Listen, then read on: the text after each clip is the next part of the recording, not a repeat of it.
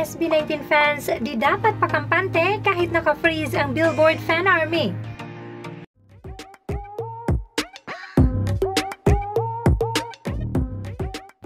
Ito na nga ang latest sa Billboard Fan Army Face-Off 2024. The site is on freeze for more than a day now, so we don't have an update on the latest vote standing, especially on SB19. The last result that we have, SB19 has 53.4%, while Lana Del Rey 46.6%. Ang gap lang natin ay 6.8%. Kaya kahit naka-freeze ang mismong site ay bumoto pa rin tayo dahil baka pagbalik nito ay maungusan pa tayo. Huwag tayong pakampante lalo na't maliit lang ang gap na pinanghahawakan natin.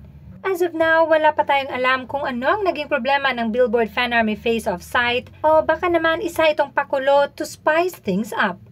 So, keep on voting 18 kahit wala pang update dahil the moment na bumalik ng site, it will immediately update the vote standing. Once again, huwag pakampante.